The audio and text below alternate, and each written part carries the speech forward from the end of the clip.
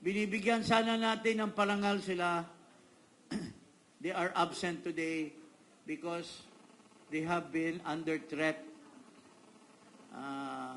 dahil sa matinding